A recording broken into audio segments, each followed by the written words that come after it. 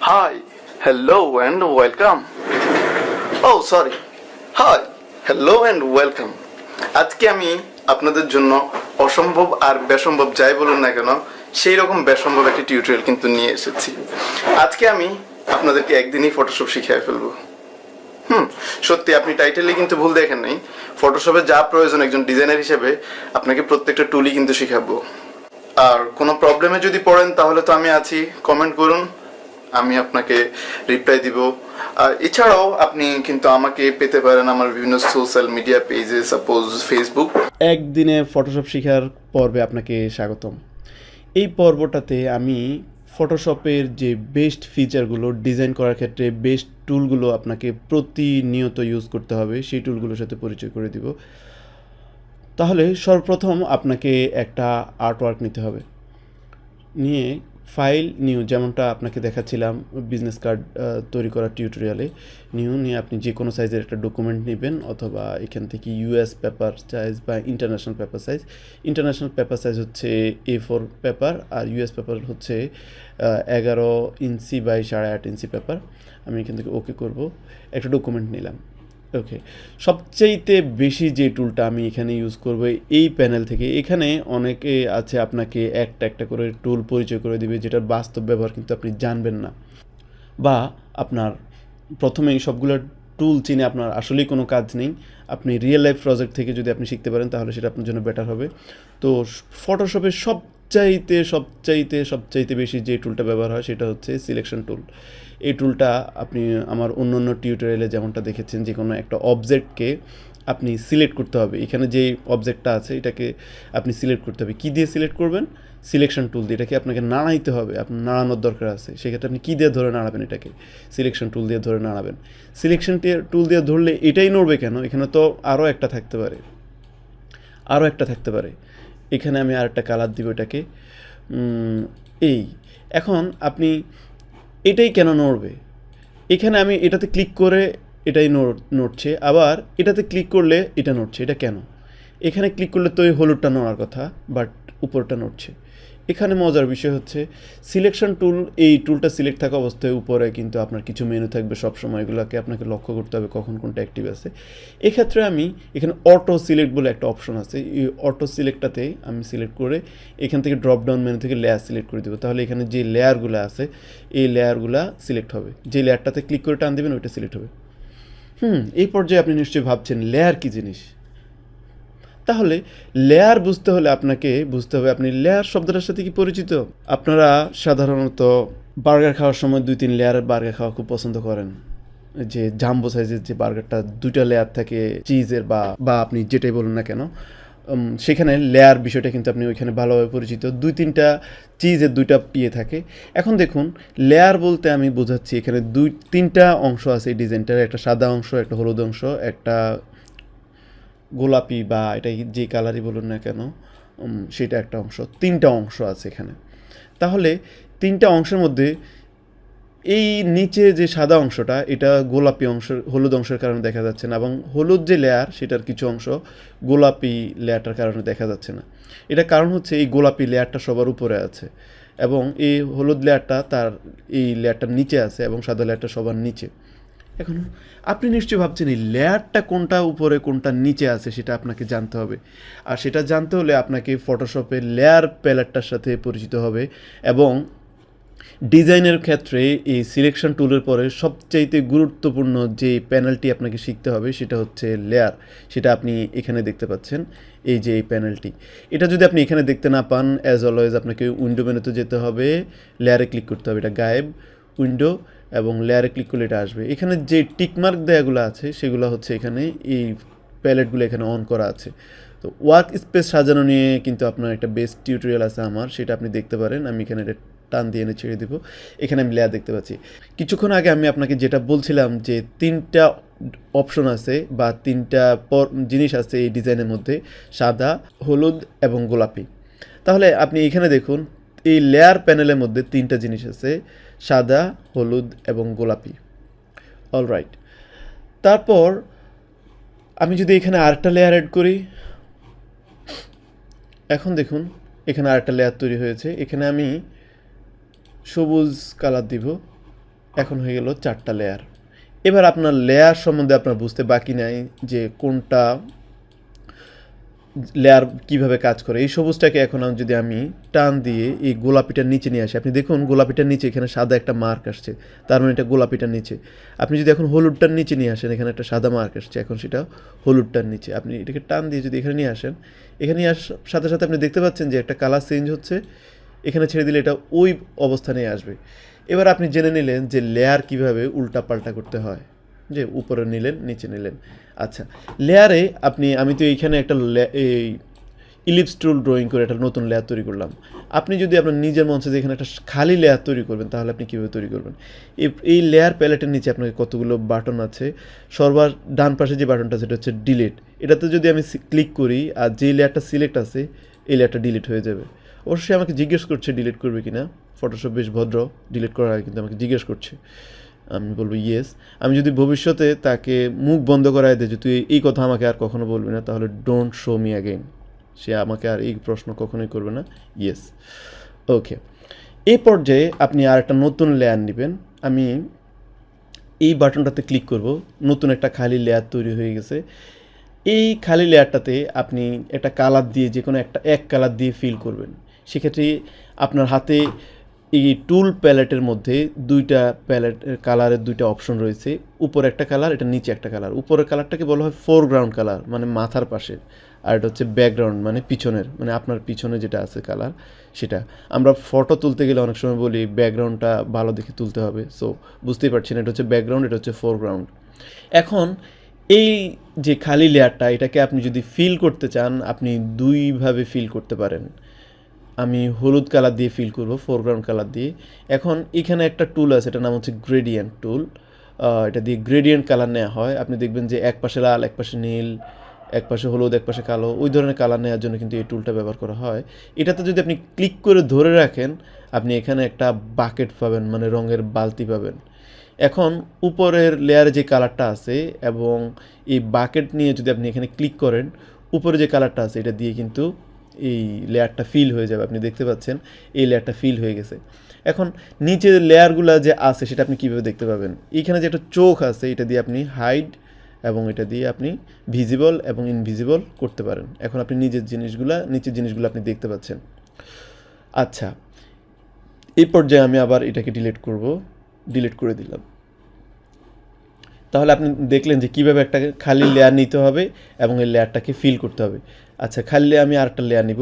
এটা ফিল করার আরেকটা খুব সহজ উপায় হচ্ছে কিবোর্ড শর্টকাট। আমরা যারা ডিজাইনার তাদেরকে বেস্ট প্র্যাকটিসের জন্য অবশ্যই কিবোর্ড শর্টকাটগুলো শিখতে হবে, কারণ হচ্ছে এতে আপনার কাজের স্পিড এবং প্রোডাক্টিভিটি বাড়বে। তাহলে আপনি কোন কিবোর্ডের শর্টকাটগুলো দিয়ে ব্যাকগ্রাউন্ড এই খালি লেয়ারটাকে একটা কালার দিয়ে ফিল করবেন, সেক্ষেত্রে আমি সিলেকশন টুলটা আবার সিলেক্ট করে নিই। আর কিবোর্ডে বাম হাতে যে কোনো একটা আঙ্গুল দিয়ে, আমরা এই ক্ষেত্রে আপনার সাদা আঙ্গুলটা সাজেস্ট করছি, কন্ট্রোলে প্রেস করবেন এবং ডান হাতে আপনার কিবোর্ডে যে ব্যাক স্পেস আছে সেটাতে প্রেস করবেন, কন্ট্রোল সিলেক্ট থাকা অবস্থায়। তাহলে আপনার ব্যাকগ্রাউন্ড যে কালারটা আছে এটা দিয়ে ফিল হয়ে গেছে, আপনি দেখতে পাচ্ছেন। আবার আপনি যদি ফোরগ্রাউন্ড কালার, এখানে হলুদ কালারটা আছে, এটা দিয়ে ফিল করবেন। আপনি কিবোর্ডে অল্ট বাটন প্রেস করবেন বাম হাতে, ডান হাত দিয়ে ব্যাক স্পেস দিবেন, আপনি দেখবেন যে ফোরগ্রাউন্ড কালার সিলেক্ট হয়ে গেছে। এখন তাহলে আপনার শিখে হয়ে গেল কিভাবে আপনি খালি লেয়ার কালার দিয়ে ফিল করবেন, যে কোনো একটা সিঙ্গেল কালার দিয়ে। আপনি এটাকে আবার ডিলিট করবেন, ডিলিট বাটন প্রেস করবেন, এই লেয়ারটা ডিলিট হয়ে গেছে।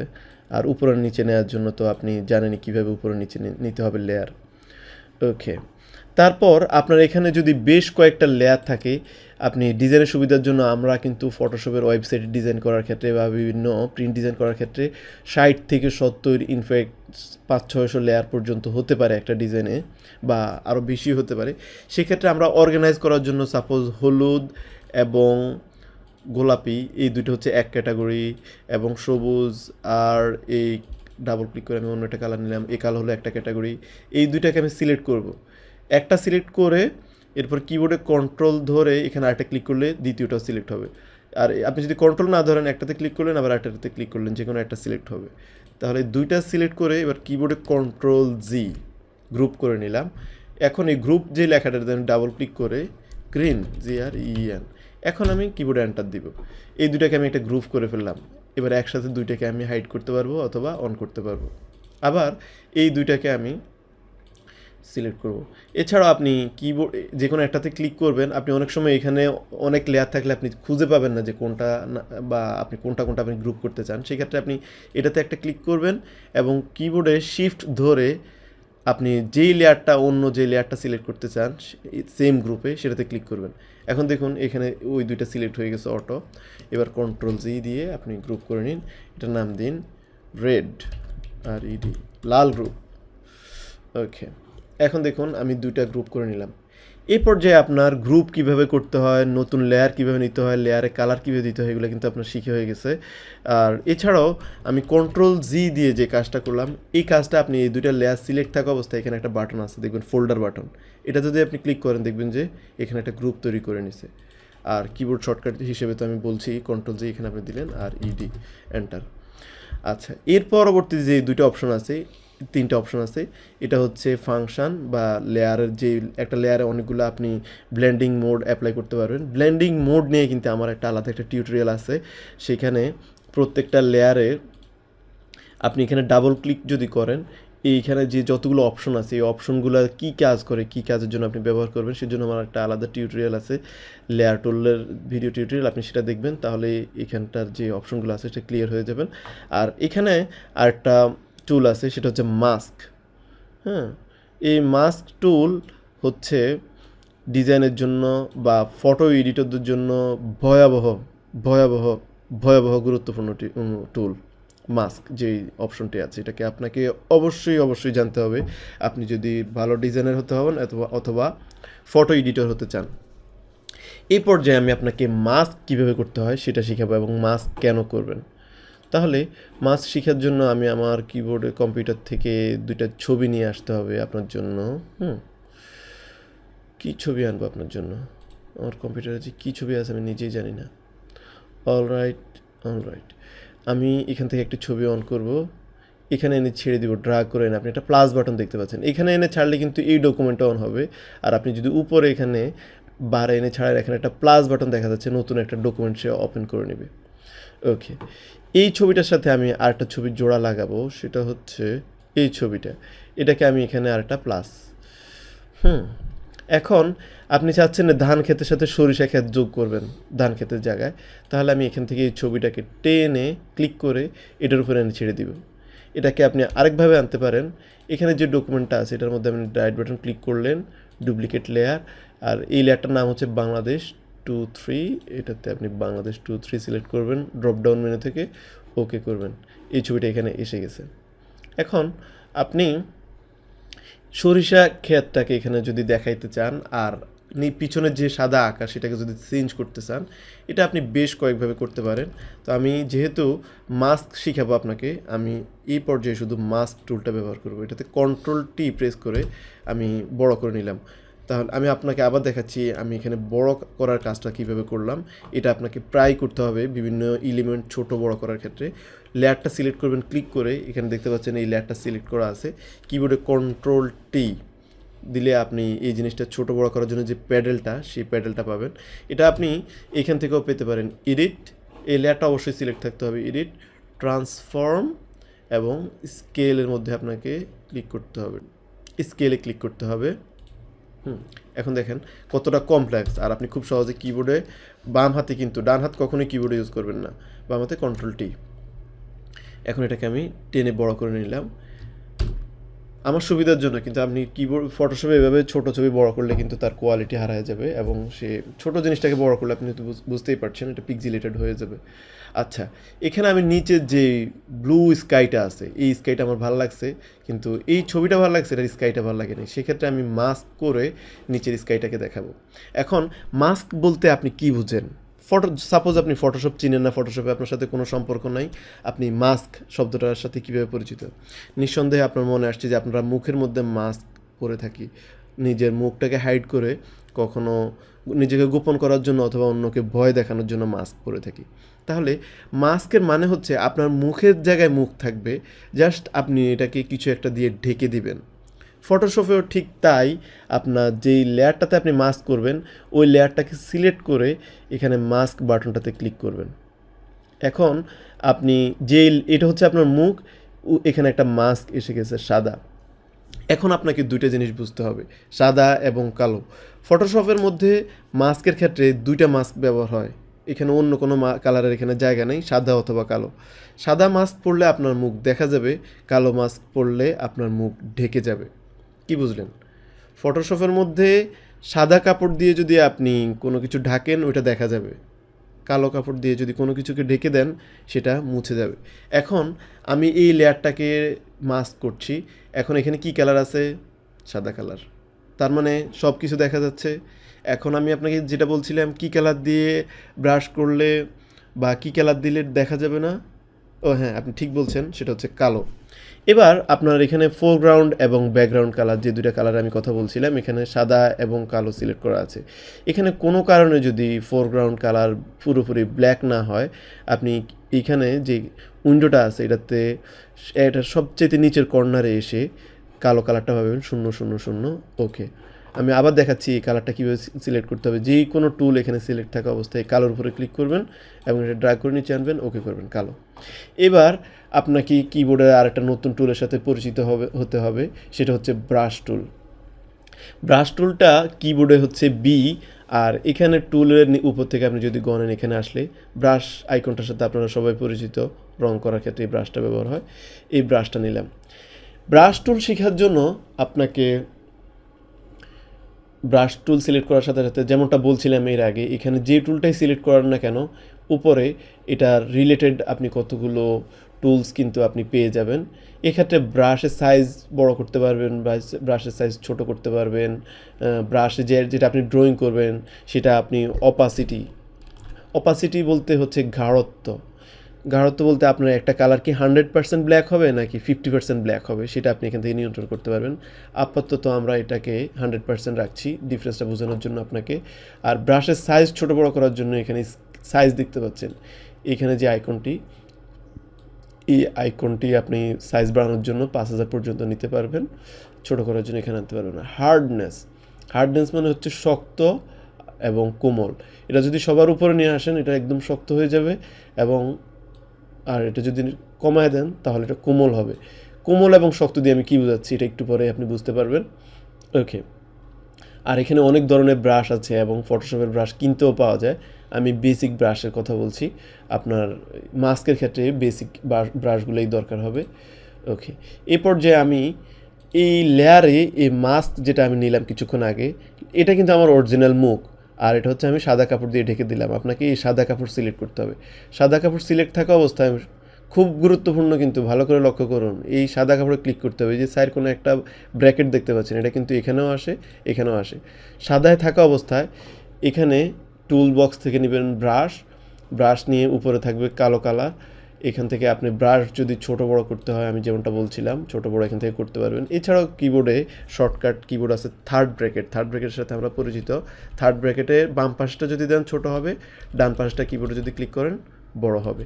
ওকে, এখন এই সাইজটা আমার জন্য পারফেক্ট। এখন আমি এখানে ব্রাশ করি। কিছুক্ষণ আগেই বলছিলাম শক্ত এবং নরম বা শক্ত এবং কোমল।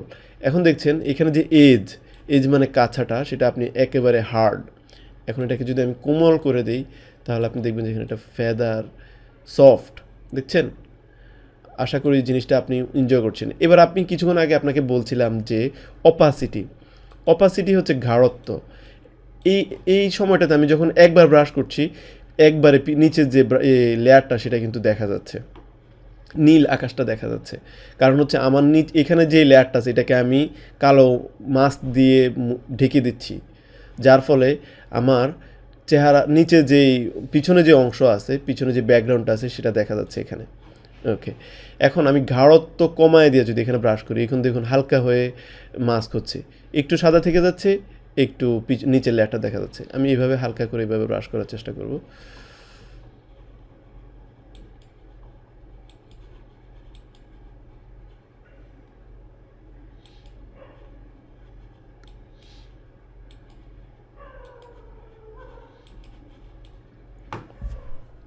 আমি ব্রাশটা কিছুটা ছোট করে নিই, তাহলে আমার জন্য সুবিধা হবে।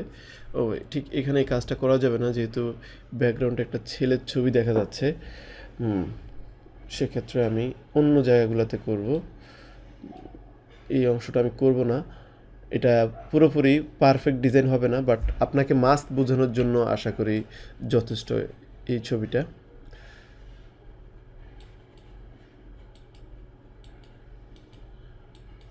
এখন দেখুন, মনে হচ্ছে যে সরিষা ক্ষেতের মাঝখান দিয়ে পিছনের যে মাঠ, সবুজ মাঠ, সেটা কিন্তু দেখা যাচ্ছে। আচ্ছা, এখন আমি আপনাকে, এখন আপনার অনেকটা মনে হচ্ছে যে সরিষা ক্ষেতটার শেষ মাথায় ছবিটা তোলা হয়েছে। এবং এখন দেখুন, আমি কিন্তু আমার অরিজিনাল যে ছবিটা, ছেলেটা, সেটাকে হারিয়ে ফেলছি। এখন এই মাস্কের মধ্যে, এই মাস্ক সিলেক্ট থাকা অবস্থায় আমি আবার সাদাটা উপরে নিয়ে আসবো, সাদা কালার। আমি আপনাকে যেমনটা বলছিলাম, সাদা দিয়ে যদি আপনি ব্রাশ করেন তাহলে আবার আপনার আগের জায়গায় আপনি ফিরে যাবেন। এখন কিছুটা বোঝা যাবে যে এই ছেলেটা সামনে, তার পিছন দিয়ে ওরা দৌড়াচ্ছে। আশা করি আপনি বুঝতে পারছেন আমি ব্রাশ, এখানে কিন্তু সাদা আর কালোর ফাংশন, এটা কিন্তু খুব গুরুত্বপূর্ণ। মাস্কের মধ্যে অন্য কোনো কালারের ব্যবহার থাকবে না। কিবোর্ডে কন্ট্রোল এবং প্লাস বাটন যদি আপনি প্রেস করেন তাহলে বড় জুম এবং জুম আউট হবে। প্লাস হচ্ছে জুম, কিবোর্ডে কন্ট্রোল মাইনাস হচ্ছে জুম আউট। এখন আমি এখানে ব্রাশ করব হচ্ছে কালো দিয়ে। আমি এখানে কালো উপরে নিয়ে আসলাম। কিবোর্ডে যদি এক্স বাটন প্রেস করেন, এটা দিয়ে আপনি কালার উপরে নিচে নিতে পারবেন। আমি কালো কালারটা উপরে নিয়ে আসলাম। আচ্ছা, এখন তার পিছন দিয়ে ওই ছেলেরা হেঁটে যাচ্ছে।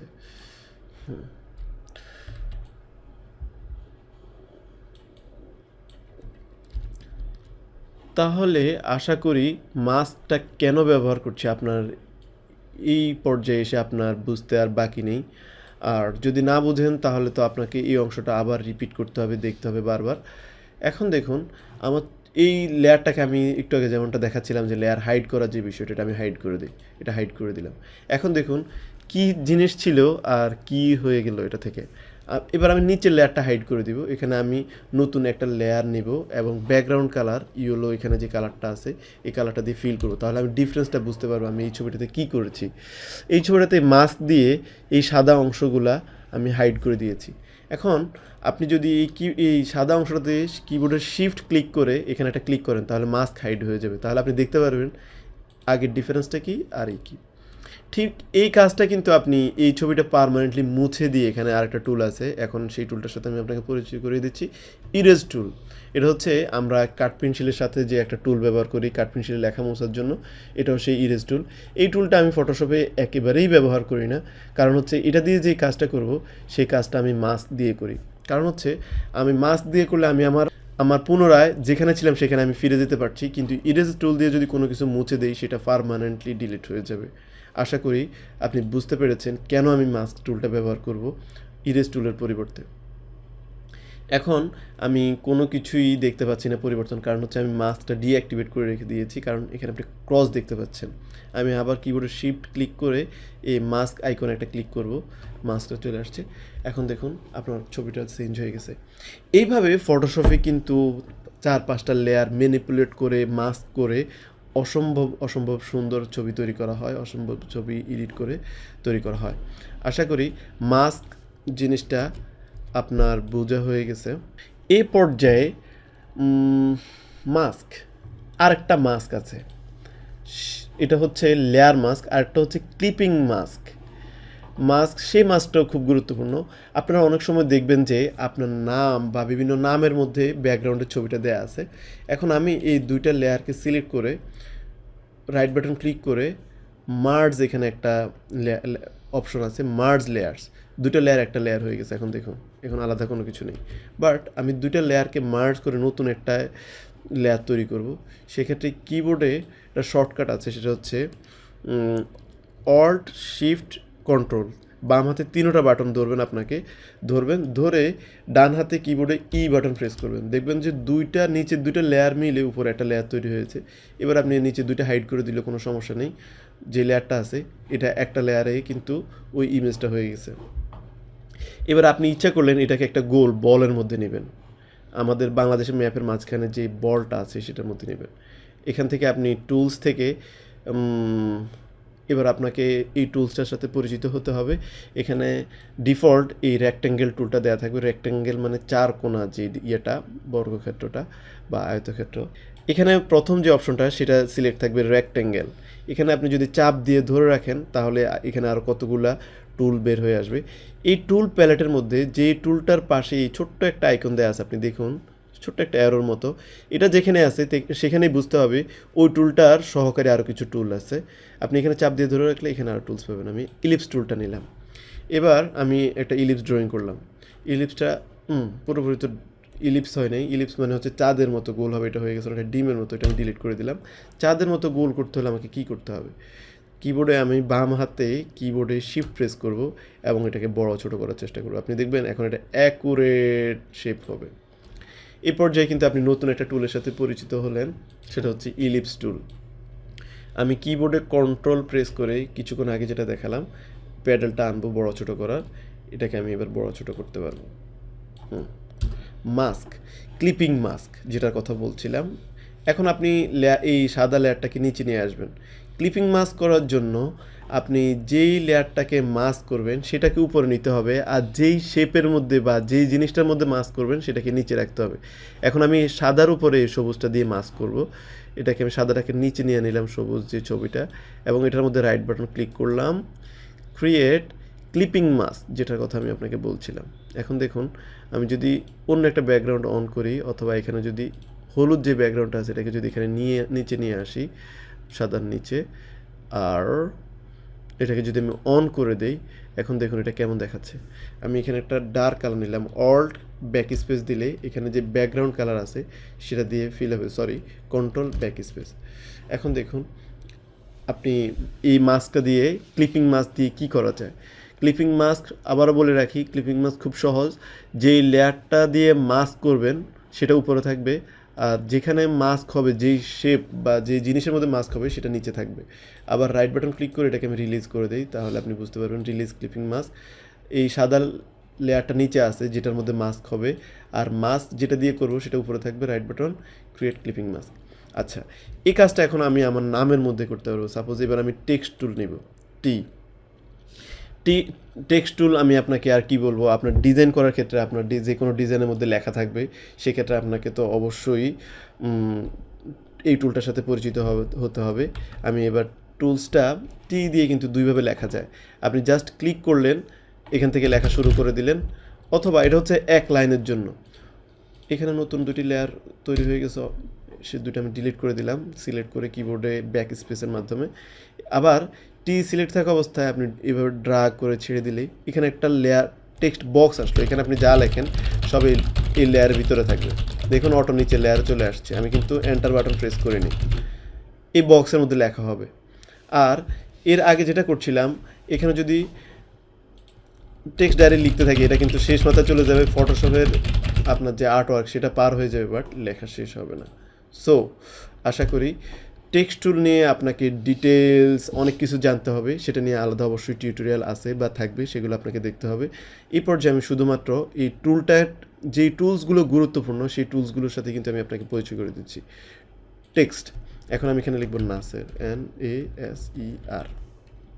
আমি কিবোর্ডে কন্ট্রোল যদি ধরি তাহলে অন্যান্য ডিজাইনের ক্ষেত্রে যে কন্ট্রোলটি দিয়ে যে ট্রান্সফর্ম অপশনটা পাই, এটা আমি এখানে কিবোর্ডে কন্ট্রোল প্রেস করার সাথে সাথে পেয়ে যাচ্ছে, আপনি দেখতে পাচ্ছেন। এবার আমি কর্নারে ধরে এটাকে বড় করব, আবার টেক্সট বাঁকাবুকা হয়ে যাচ্ছে। এটাকে তার সঠিক ফর্মে রাখার জন্য কিছুক্ষণ আগে আমি ইলিপস যেভাবে ড্রয়িং করেছিলাম বা সার্কেলটা যেভাবে ড্রয়িং করেছিলাম, শিফট প্রেস করে, তাহলে লেখা তার অরিজিনাল ফর্ম হারাবে না। এবার আমি এটাকে এক পাশে নিয়ে আসি। এই লেয়ারটাকে আমি আমার নামের মধ্যে মাস্ক করব, সো নামটাকে নিচে নিয়ে আসি, ছবির লেয়ারটাকে উপরে নিয়ে যাই। এবার right button create clipping mask. এখন দেখুন আপনি যেই ছবিটা মাস্কে হয়েছে আপনি এটাকে কিন্তু মুভ করতে পারবেন, আপনি যেখানে ইচ্ছে মতো প্লেস করতে পারবেন, কারণ এটা মাস্ক হয়ে আছে। আপনি যেখানে মুভ করবেন এটা সেখানেই যাবে। আচ্ছা, আপনি লেয়ার যে অপশনগুলো, লেয়ার স্টাইল, যেটা যেমনটা আমি আপনাকে বলছিলাম যে আমার লেয়ার স্টাইল নিয়ে একটি টিউটোরিয়াল আছে, লেয়ার স্টাইল নিয়ে আপনি সেই টিউটোরিয়াল দেখতে পারেন। এখানে কিন্তু আমরা একটা স্ট্রোক কালার দিতে পারি, স্ট্রোকটা আউটসাইডে যাবে। এটাতে একটা সাদা কালার দিলাম বা সবুজ কালার দিলাম, আপনার ইচ্ছা যে কোনো কালার দিয়ে আপনি কিন্তু এটাকে লেখাটাকে অনেক স্টাইল করতে পারেন। এটা হচ্ছে লেয়ার স্টাইলের কাজ। তাহলে 2 ধরনের মাস্কের সাথে কিন্তু আপনি অলরেডি পরিচয় হয়ে গেছেন। এই 2টা মাস্ক ফটোশপ ইউজ করা হয়। আচ্ছা, এরপর তারপর যে টুলসটা আমি সবচাইতে বেশি ইউজ করি ডিজাইনের ক্ষেত্রে, আমি ফটো এডিটের প্রসপেক্টিভে বলছি না, আমি ডিজাইনের প্রসপেক্টিভে বলছি। এই সিলেকশন টুল, টেক্সট, তারপর আসতেছে যে টুলটা সেটা হচ্ছে এখানে তো দেখালাম ইলিপস টুল, এবার আমি রেক্ট্যাঙ্গেল টুল দিয়ে দেখাই। এখানে আমি একটা রেক্ট্যাঙ্গেল আঁকবো। এটা পুরোপুরি সার্কেল হয় নাই, পুরোপুরি আয়তক্ষেত্র হয় নাই, যেটা 4 বাহু সমান থাকতে হবে। আমি শিফট কিবোর্ডে ধরলে এটা কিন্তু একটা বর্গাকৃতি হবে, যার 4টা বাহুই সমান হবে। আচ্ছা, এখন কর্নারগুলো হচ্ছে একদম কোনা কোনা আছে, আর এখানে আরেকটা টুল আছে যেটা হচ্ছে রাউন্ডেড রেক্ট্যাঙ্গেল টুল। এটা হচ্ছে কোনাগুলা গোল গোল করবে। আচ্ছা, কোনা কী মাত্রায় গোল করবে এখান থেকে এটা কিন্তু সেট করে দেওয়া যায়, অথবা আমি এখানে একটা ক্লিক করব। ক্লিক করার পর রেডিয়াস সাইজ কত হবে, আমি এখানে 500 বাই 500 পিক্সেল দিতে পারি। এখানে 500 দিলাম। রেডিয়াস এখানে 43 আছে। এটাকে আমি এখান থেকে যে কোনো একটা কর্নারকে 0 করে দেই, আবার এই কর্নারটাকে 0 করে বাড়ায় দেই। এখন দেখবেন এটা কেমন হয়। এই কর্নারটাকে 0 করে দেওয়াতে এটা পুরোপুরি এটা ডিলিট করে দিলাম। এখানে অনেক বেশি হয়ে গেছে, এখানে কম কম আছে। রেডিয়াস দেখতেই পাচ্ছেন। ঠিক সেম কাজটা কিন্তু আমরা ইলাস্ট্রেটর সিসিতে এই রেক্ট্যাঙ্গেল থেকে করতে পারবো। এখানে আমি শিফট ধরে এটাকে একটা ড্রয়িং করলাম, অথবা শিফট না ধরেই ড্রয়িং করলাম, এভাবে করলাম। এবার আপনি দেখুন এই কর্নার থেকে আপনি যে কোনো একটাতে ক্লিক করলে সবগুলো কর্নার রাউন্ড হবে সেম সাইজের মধ্যে। এবার আপনার এই টুলটা সিলেক্ট থাকা অবস্থায় এবার আপনাকে সম্পূর্ণ নতুন একটি টুলের সাথে পরিচয় করে দিচ্ছি ডিজাইনের ক্ষেত্রে, যেটা সবচাইতে বেশি গুরুত্বপূর্ণ থাকবে আপনার ডাইরেক্ট সিলেকশন টুল। আপনি যে কোনো একটা কর্নারে ক্লিক করেন, দেখেন সবগুলো কর্নার হচ্ছে এখানে খালি, এটা সিলেকশন করার কারণে এটা একটু কালো দেখাচ্ছে। আমি আবার এটাকে সিলেক্ট করি। এবার আমি এখানে একটা সাইজ দিব 50, এখানে 50 হবে। সবগুলো 50 হচ্ছে, কারণ হচ্ছে এই শিকল দেয়া আছে, একটাকে বের করলে সবগুলো বের হয়ে যায়। এটাকে আমি শূন্যতে নিয়ে আসবো। এখন এই কর্নারটা একেবারে থাকবে না, আবার এই কর্নারটাকে আমি শূন্যতে নিয়ে আসবো। দেখলেন? তাহলে এটাকে আমি এই কাজগুলো করতে পারি। আচ্ছা, এই সেম জিনিসগুলা আপনি এই 3টা শেপের মধ্যে করতে পারবেন। 3টারই সেম, আপনি এটার মধ্যে এভাবে কর্নার বাড়ানো কমানোর যে বিষয়টা, কর্নার বাড়ানো কমানোর বিষয়টা শুধু এই 2টা টুলের ক্ষেত্রে অ্যাপ্লিকেবল হবে। বাকি টুলগুলা হচ্ছে ইলিপস ডাইরেক্ট আঁকতে হবে, এটাতে আর কোনো অপশন নেই। পলিগন সেম, এটা আপনি এভাবে ড্রয়িং করতে হবে। এটাকে আমি কালার নিলাম। আচ্ছা, এখানে যে টুলসগুলো আছে সবগুলো হচ্ছে ভেক্টর। ভেক্টর মানে হচ্ছে এগুলা আপনি যে কোনো সাইজ করতে পারবেন। সাপোজ এটাকে আপনি যে সাইজই করুন না কেন, এটা তার কোয়ালিটি হারাবে না। এটাকে আপনি যে কোনো সাইজ করতে পারবেন, এটা ফেটে যাবে না, তার 100% কোয়ালিটি ঠিক থাকবে। অলরাইট, এখন আমি এটাকে একটা লাইট কালার দিই, যেহেতু এটা খুব চোখে লাগছে। এর পরবর্তীতে কাস্টম শেপ একটা টুল আছে। এখান থেকে এই টুলটা সিলেক্ট করার সাথে সাথে আপনি দেখুন উপরে যে প্যানেল, এখানে একটা পরিবর্তন আসে। কাস্টম শেপ সিলেক্ট করার সাথে সাথে প্যানেলে পরিবর্তন আসছে, তার মানে এখানে কিছু জিনিস দেখার আছে। ওকে, এখানে বেশ কিছু আইকন, ট্রেডমার্ক, রেজিস্টার্ড, কপিরাইট, এই জিনিসগুলো কিন্তু আপনারা বিভিন্ন ক্ষেত্রে দেখে থাকেন। এখান থেকে যদি আমি কপিরাইট সিলেক্ট করি এবং এখানে আমি শিফট ধরে ড্রয়িং করার চেষ্টা করি, কপিরাইট চলে আসছে। এরপর এই পাতা যদি দরকার হয় বা টিক চিহ্ন দরকার হতে পারে ডিজাইনে, সেটা চলে আসবে। তারপর মিউজিক আইকনটা আপনি আনতে চান, সেটা চলে আসবে। হ্যাঁ, এখানে যে অবজেক্টগুলো আছে সবগুলো কিন্তু ভেক্টর, এগুলোকে আপনি যে কোনো সাইজে তৈরি করতে পারেন। আচ্ছা, তাহলে কাস্টম শেপ বা এখানে rectangle, rounded rectangle, ellipse, polygon টুলগুলোর সাথে আপনি পরিচিত হলেন। আর এগুলাকে আপনি কালার দিতে হলে ঠিক আগের মতোই আপনি কন্ট্রোল ব্যাক স্পেস দিলে ব্যাকগ্রাউন্ড কালার দিয়ে হবে, অল্ট ব্যাক স্পেস দিলে ফোরগ্রাউন্ড কালার দিয়ে হবে। আর এগুলা তো অ্যাড করার ক্ষেত্রে আপনি আরও কিছু মজার জিনিস আছে, এটা হচ্ছে অ্যাডভান্স ডিজাইনারদের জন্য। আমার মনে হয় সেটা আপনাকে এই মুহূর্তে দেখানো ঠিক হবে না, তারপরও আপনাকে দেখাচ্ছি। আপনি যখন আমি এই লেয়ারগুলো ডিলিট করে দেই, এখানে একটা ড্রয়িং করি লেয়ার, এই লেয়ারটা ড্রয়িং করার সাথে প্রত্যেকটা টুলসের উপরে কিন্তু কিছু সাব মানে সহকারী টুলস আসবে। এখানে একটা জিনিস আছে, আমি এখানে একটা লেয়ার নেওয়ার সাথে সাথে এই ইলিপস ড্রয়িং করার সাথে সাথে এখানে নতুন একটা লেয়ার তৈরি হয়েছে, যার ফলে আপনি এখানে যদি আমি আরেকটা লেয়ার নিই তাহলে আরেকটা লেয়ার তৈরি হবে। কিন্তু এই কাজটা তো আপনি কোনো ক্ষেত্রে কাজের কোনো ক্ষেত্রে দুইটাকে একটা লেয়ারের মধ্যে রাখতে চাইবেন, সেক্ষেত্রে এই বাটনটাকে নিউ লেয়ার থেকে কম্বাইন যদি দেন, এই নিউ লেয়ার থাকা অবস্থায় নতুন নতুন লেয়ার তৈরি করবে। কিন্তু কম্বাইন শেপ যখন দিবেন তখন এখানে যখন আপনি ড্রয়িং করবেন, আপনি দেখুন এখানে একটা আইকন কিন্তু অটোমেটিক চেঞ্জ হয়ে গেছে, প্লাস প্লাস মানে যোগ হচ্ছে। এখন আপনি ছেড়ে দেন, নতুন কোনো লেয়ার তৈরি হয় নেই, দুইটা সেম লেয়ারের মধ্যে আছে। এখন আপনি যদি এখানে এই থাম্বনেইলটাতে এই কাস্টম শেপ, যে কোনো কাস্টম শেপে যখন আপনি নেবেন এখান থেকে, এখানে থাম্বনেইল থাকবে। এখানে যদি আপনি ডাবল ক্লিক করেন, এটাকে আপনি এখানে ক্লিক করে মুভ করেন, আপনি যে কোনো কালার দেবেন ওইখানে এই কালারটা এখানে অ্যাপ্লাই হবে। এরপর ওকে করুন। আপনি দেখতে পাচ্ছেন কিভাবে একই লেয়ারে দুইটা জিনিস নেওয়া যায়। আবার এখানে আপনি সাবট্রাক্ট মানে বাদ দিয়ে দেয়া, এখানে আইকন দিয়ে কিন্তু বোঝা যাচ্ছে যেটা আছে সেটা থেকে বাদ যাবে। এখন আপনি যদি এখানে ড্রয়িং করেন দেখবেন এখানে অটো মাইনাস চলে আসছে। এখন ড্রয়িং করার সাথে সাথে এখানে যে অংশ ছিল সেটা চলে গেছে, সাবট্র্যাক্ট করেছেন আপনি। এভাবে আপনি ইনস্ট্রাক্ট ওই অংশগুলো আপনি ট্রাই করে দেখতে পারেন, তাহলে কিন্তু বুঝতে পারবেন। এগুলো একটু অ্যাডভান্স, বাট আপনি প্র্যাকটিস করলে খুব সহজে বুঝতে পারবেন। আচ্ছা, তাহলে এই টুলসের কাজগুলো আমরা শেষ করলাম। এবার আমি এই টুলস থেকে আরও অন্য অন্য টুলসের মধ্যে কীভাবে ওর ডিজাইন কীভাবে বাড়াবো। এখন ধরুন এখানে একটা ইলিপস আমি ড্রয়িং করলাম, এটা থেকে আমি ওয়েব তৈরি করব। এখন ভাবছেন ওয়েব কীভাবে তৈরি করব? হ্যাঁ, আচ্ছা, এবার ফটোশপের এর পরবর্তী সবচেয়ে গুরুত্বপূর্ণ যে টুল সেটার সাথে আমি পরিচয় করে দেব। টেক্সটের পরবর্তীতে আসছে আমরা ইলিপস দেখলাম, ডাইরেক্ট সিলেকশন কী জন্য ব্যবহার করব সেটা দেখলাম, টেক্সট কীভাবে লিখবো সেটা দেখলাম। এখানে টেক্সটের আরও কিছু অপশন আছে, সেগুলো জন্য কিন্তু আপনাকে টেক্সটের জন্য আলাদা সম্পূর্ণ টিউটোরিয়াল দেখতে হবে। আর এরপরে যেটা আছে সেটা হচ্ছে প্যান টুল। এবার আমি প্যান টুলের কাজ দেখাবো। ফটো এডিটের ক্ষেত্রে কিন্তু প্যান টুল সবচাইতে বেশি গুরুত্বপূর্ণ, ঠিক এই সিলেকশন টুলের পরপরই। কিন্তু আপনি যদি গ্রাফিক ডিজাইনের পার্সপেক্টিভ চিন্তা করেন তাহলে এবার আসছে আপনার প্যান টুলের কাজ।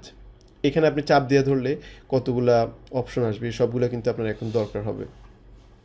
ওকে, প্রথমে আমি উপরে যেটা আছে সেটা নিলাম, সেটা দিয়ে আমি কি করব? আমি এখানে যাব, এখানে যাব, এখানে যাব, এখানে যাব, এখানে একটা শেপ তৈরি করলাম, এখানে যাব, এখানে যাব, এখানে যাব, এখানে যাব, এখানে একটা শেপ তৈরি করলাম। এখানে কিন্তু এই জিনিসটা সিলেক্ট থাকার কারণে নতুন নতুন ভেক্টর সে তৈরি করে নিচ্ছে। আচ্ছা, আমি যদি সাপোজ এই লেয়ারটা সিলেক্ট করা নেই তখন কি হবে? যদি নর্মাল একটা লেয়ার থাকে, আমি নতুন একটা লেয়ার নিলাম, সেক্ষেত্রে আমি ধরুন আমি সম্পূর্ণ হাইড করে দিলাম। এখন আমি যদি প্যান টুল দিই তাহলে কী হবে? এখানে কতগুলো লাইন তৈরি হবে, এছাড়া আপনি আর কোনো কিছু দেখতে পারবেন না। কিন্তু মজার বিষয় হচ্ছে আপনি যদি লেয়ারের পাশাপাশি একটা প্যালেটে যান, সেটা হচ্ছে পাথ প্যালেট, এখান থেকে কিন্তু একটা পাথ তৈরি হয়ে গেছে আপনার এটার কারণে। আর এই পাথ প্যালেটটি যদি আপনি দেখতে না পান, উইন্ডো পাথ এখানে ক্লিক করলে কিন্তু এই প্যালেটটি আপনি দেখতে পাবেন।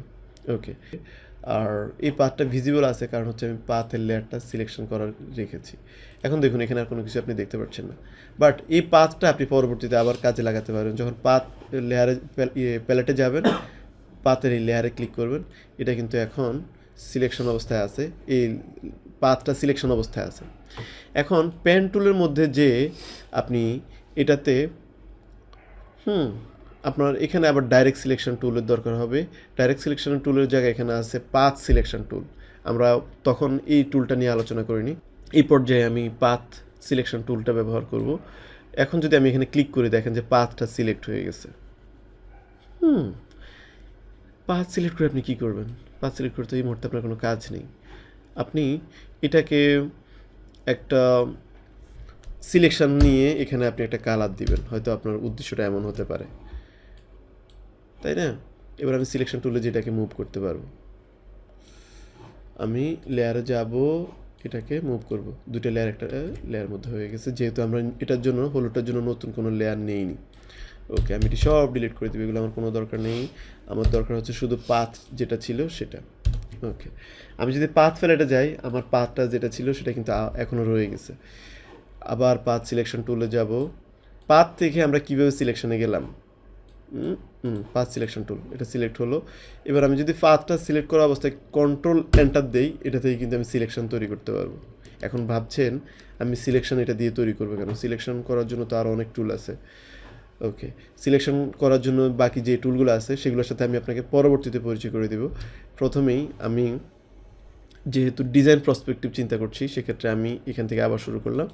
ওই লেয়ারটা আমি ডিলিট করে দিলাম। এটা লেয়ার ডিলিট করার মতোই, সরি, যেমনটা আমি আপনাকে দেখাচ্ছিলাম, ঠিক লেয়ার যেভাবে আমরা ডিলিট করি বা তৈরি করি, এখান থেকে কিন্তু আপনি এভাবে ড্রাগ করে লেয়ার ডিলিট করে দিতে পারেন, পাথ ডিলিট করে দিতে পারেন, অথবা নতুন পাথ নেওয়ার জন্য পাথের জন্য একটা লেয়ার নিলেন, এখানে আবার পেন টুল দিয়ে পাথ ড্রয়িং করা শুরু করলেন। এখন এই পাথ ড্রয়িং করার পর আপনার মনে হলো যে আপনি এটা অ্যাকুরেট ড্রয়িং করেন নাই, আর এখানে কতগুলো পয়েন্ট দেখতে পাচ্ছেন আপনি, দেখুন, একটা পয়েন্ট, দুইটা পয়েন্ট, তিনটা পয়েন্ট, চারটা পয়েন্ট, পাঁচটা পয়েন্ট, এগুলোকে বলা হয় অ্যাঙ্কর পয়েন্ট। আচ্ছা, অ্যাঙ্কর পয়েন্ট আপনি কেন জানতে হবে? আপনি ডাইরেক্ট সিলেকশন টুলে যান, ডাইরেক্ট সিলেকশন টুল এনে এই অ্যাঙ্করের মধ্যে আপনি যদি এবার ক্লিক করেন, আপনি দুই পাশের দুইটা ডান্ডা দেখতে পাচ্ছেন, এটাকে বলা হয় প্যাডেল। এটা দিয়ে আপনি এই ডাইরেক্ট সিলেকশন টুল দিয়ে আপনি যে কোনো একটা অ্যাঙ্কর সিলেক্ট করতে পারবেন। এবং আপনাকে কিছুক্ষণ আগে আমি ওয়েবের কথা বলছিলাম, এখন দেখুন কীভাবে ওয়েব তৈরি করতে হয়। আমি পাথটা তৈরি করছি, পাথটাকে এডিট করছি প্যাডেলের মাধ্যমে ডাইরেক্ট সিলেকশন টুল দিয়ে। এখন আপনার মনে হলো আপনি একটা এরকম অ্যাঙ্কর পয়েন্ট যোগ করবেন। যোগ করতে হলে আপনাকে পেন টুলে যেতে হবে। পেন টুলে যদি সিলেক্ট থাকা অবস্থায় আপনি যদি পাথের মধ্যে ক্লিক ওভার করেন, পাথের উপর নেন, তাহলে আপনি দেখতে পাবেন এখানে একটা প্লাস বাটন আসছে নতুন। এখন স্টার বাটন, এখন প্লাস বাটন দেখতে পাচ্ছেন কি পেন টুলের মধ্যে? এই প্লাস বাটন থাকা অবস্থায় আপনি যদি ক্লিক করেন, এখানে নতুন একটা অ্যাঙ্কর পয়েন্ট যোগ হবে। আর এই পেন টুলটা আপনি যখন একটা অ্যাঙ্কর পয়েন্টের উপরে নেবেন, অবশ্যই আপনাকে এই পাথটা সিলেকশন থাকা অবস্থায়, সাপোজ আমার এখন পাথটা সিলেকশন থাকা অবস্থায় নেই, খালি জায়গায়, এখন কিন্তু আপনি কোথাও কিছু দেখতে পাবেন না। আপনাকে এই পাথটা সিলেকশন থাকা অবস্থায় এবং সেটা ডাইরেক্ট সিলেকশন টুল দিয়ে, এখন দেখুন আপনি পাথ সিলেকশন আছে কিন্তু আপনি কোনো কিছুই করতে পারছেন না, যোগ হচ্ছে না। আপনি যে কিছুক্ষণ আগে যে প্লাস এবং মাইনাস বাটনটা ছিল সেটা আসছে না, কারণ হচ্ছে আপনি সেটা দেখতে পাচ্ছেন না, কারণ হচ্ছে আপনি ডাইরেক্ট সিলেকশন টুল দিয়ে সেটা সিলেক্ট করেননি। আপনি যদি ডাইরেক্ট সিলেকশন টুল দিয়ে সিলেক্ট করেন, আপনি প্রত্যেকটা অ্যাঙ্কর পয়েন্ট দেখতে পাবেন। এই পর্যায়ে আপনি যদি পেন টুল দিয়ে নেন তাহলে আপনি প্লাস, এবং কোনো অ্যাঙ্কর পয়েন্টের উপরে যদি নেন তাহলে আপনি মাইনাস দেখতে পাবেন। ঠিক এই টুলগুলোই কিন্তু এখানে প্লাস মাইনাস, এগুলো কিন্তু আপনার দরকার হয় না যদি আপনার এই লেয়ারটা সিলেক্ট থাকে। এবং ওকে, আমি এখানে যোগ করলাম, বিয়োগ করলাম। এবার বিয়োগ করব 1 2 3 4, এই অ্যাঙ্কর পয়েন্টগুলো আমি বিয়োগ করে দিলাম। ওকে, কিছুই নেই আর এ পাশে। তো আমি কিছুটা পিছনে যাই কন্ট্রোল জেড দিয়ে। আপনি ফটোশপের মধ্যে কন্ট্রোল জেড দিয়ে 1 ঘর পিছনে যেতে পারবেন, শিফট কন্ট্রোল জেড দিয়ে 2 ঘর পিছনে যেতে পারবেন। ওকে, এখন আমি ডাইরেক্ট সিলেকশন টুল দিয়ে আবার পাথটা সিলেক্ট করব। আচ্ছা, এখানে আরেকটা টুল আছে, সেটা হচ্ছে convert point tool. Convert point tool মানে হচ্ছে এখানে এই কর্নারটা হচ্ছে গোল, এটাকে আপনি যদি কর্নার করতে চান, যেটাতে কোনো এরকম কার্ভ থাকবে না, ডাইরেক্ট কর্নার হবে, এটাতে আপনি এই যে দেখুন ডাইরেক্ট সিলেকশন টুল থেকে এটা কনভার্ট টুল, কোনাকুনি একটা টুল চলে আসতেছে। এই টুল সিলেক্ট থাকার কারণে এখানে ক্লিক করলে এটা কোনাকুনি হয়ে যাবে। আপনি নিশ্চয়ই বুঝতে পারছেন আমি কি মিন করছি। এই কাজটা কিন্তু আপনি পেন টুল সিলেক্ট থাকা অবস্থায়, আপনি বাকি যে 3টা টুলের কাজ কিন্তু পেন টুল সিলেক্ট থাকা অবস্থায় করতে পারেন। সেটা আপনি কীভাবে করতে হবে? আচ্ছা, এখানে খুব মজার বিষয় হচ্ছে আপনি যখন পেন টুল সিলেক্ট আছে, আপনি যদি কিবোর্ডে কন্ট্রোল ধরেন তাহলে এটা অটোমেটিক্যালি ডাইরেক্ট সিলেকশন টুল হয়ে যাবে, কারণ ফটোশপ জানে আপনি কোন টুলটা ব্যবহার করার সময় অন্য কোন টুলটা আপনাকে দরকার হবে। আপনি সবসময় যে কোনো টুল সিলেক্ট থাকা অবস্থায় কিবোর্ডে কন্ট্রোল প্রেস করে দেখেন আপনার রিলেটেড যে টুলটা, ওই টুলসের সাথে সেই টুলটা কিন্তু আপনি দেখে যাবেন। সাপোজ আমি যদি সিলেকশন অবস্থায় থাকি, তাহলে আমি যদি কন্ট্রোল ধরি তাহলে কোনো কিছু আসবে না, কারণ এই মুহূর্তে আমার কোনো কিছু দরকার নেই। বাট আপনি যদি টিতে থাকেন, তাহলে সাপোজ আপনি টেক্সট লিখছেন, আপনি এখন আপনার সিলেকশন টুলটা দরকার হতে পারে। আপনি যদি কিবোর্ডে কন্ট্রোল প্রেস করেন তাহলে কিন্তু আপনি এটা পুরোপুরি কন্ট্রোল পেয়ে যাচ্ছেন, আপনি মুভ করতে পারছেন, আপনি সিলেকশন টুলটা পেয়ে গেছেন। আমি ঠিক এই জিনিসটাই আপনাকে বোঝাতে চাচ্ছিলাম।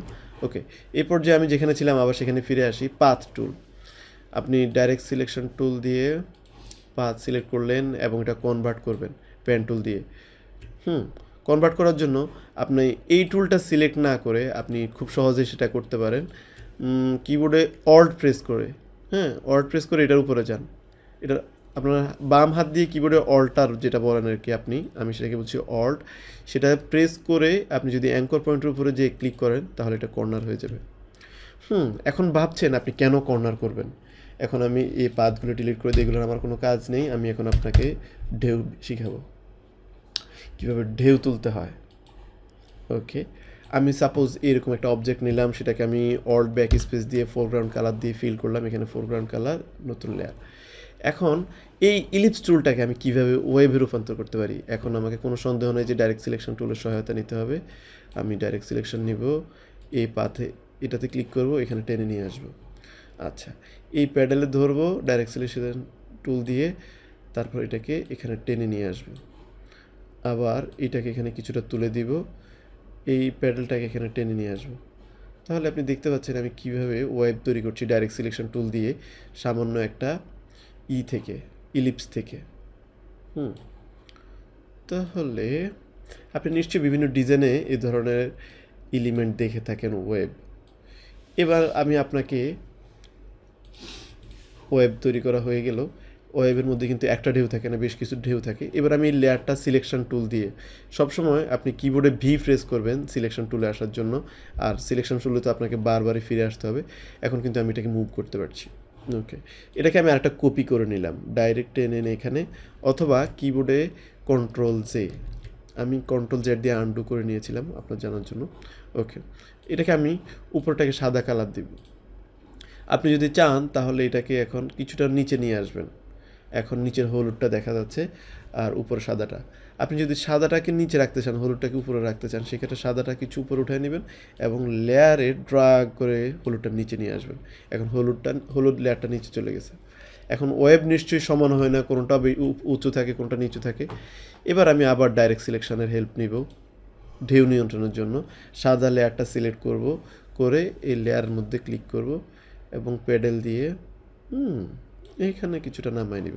এখন নিশ্চয়ই আমার কিছু অ্যাঙ্কর পয়েন্ট বাড়াইতে হবে, সেক্ষেত্রে আমি এখানে অ্যাঙ্কর পয়েন্ট বাড়াই নিলাম এবং ডাইরেক্ট সিলেকশন টুল নিলাম আবার।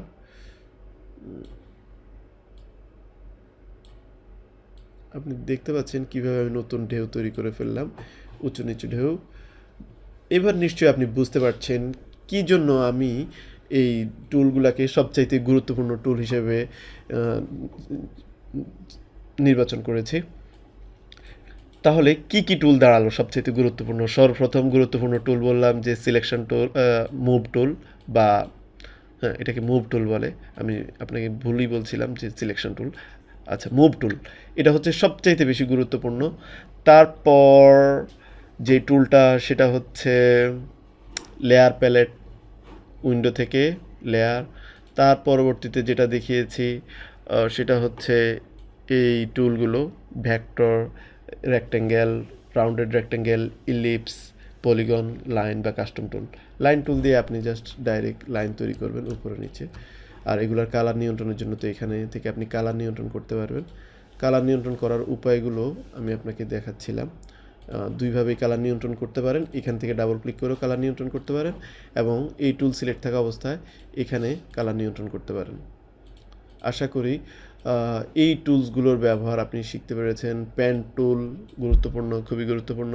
টেক্সট বলাই বাহুল্য, টেক্সট নিয়ে আমি ডিটেলস আলোচনা করিনি, যেহেতু আপনাকে টেক্সটটা খুব গুরুত্বপূর্ণ একটা বিষয়, আর সেটা আপনাকে ডিটেলস ভালোভাবে বুঝতে হবে, আর সেটার জন্য অন্য একটা টিউটোরিয়াল আপনাকে অবশ্যই দেখতে হবে টেক্সটের উপর।